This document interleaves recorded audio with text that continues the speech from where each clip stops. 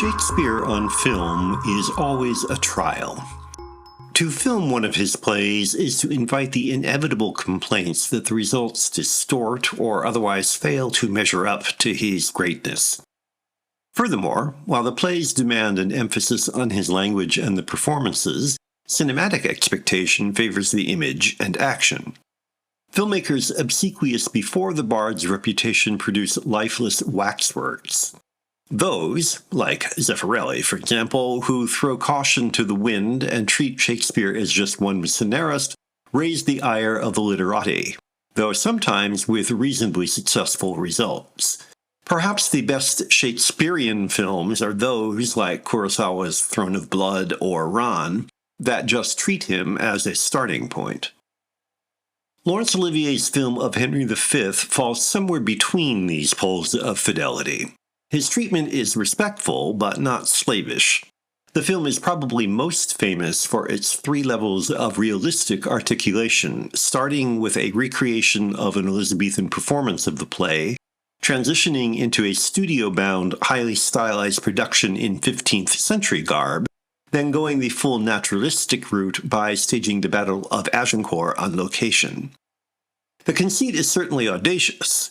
How successful it is as a production of the play, I cannot say, but I have always found the filmmaking to be just a touch too self-consciously clever to be entirely successful. Shot in glorious Technicolor, and produced largely as a propaganda effort, the film never entirely finds a balance between the competing demands of epic theater and film. The speeches are well delivered, I suppose. Olivier's pre-Agincourt exhortations are effective. But as with all Shakespeare on film, I find myself struggling to understand what is being said in simple expository terms. Furthermore, there seems to be an assumption that viewers have enough knowledge of Shakespeare to be able to understand much of the action, so that Falstaff, for example, is included as a reference only to die, as if we know his importance without further explanation. He may be essential to Shakespearean mythology, but in film terms, he serves no plot function at all, and seems to be referenced just for the sake of it. The early Elizabethan Globe Theatre scenes have an earthy, surprisingly rough charm. The Battle of Agincourt is justly famous for its elegant staging, and the studio-bound 15th century portions, which make up the bulk of the film, have a pleasant candy box sweetness. The movie offers a catalog of delights, and yet it is tough to claim that it coheres into an experience that makes us forget we're watching a movie based on the work of a great playwright.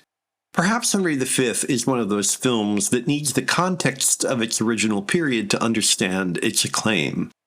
Its stylization guarantees that it never dates in the bad sense, but it also makes it even tougher than usual to overcome the Shakespeare question.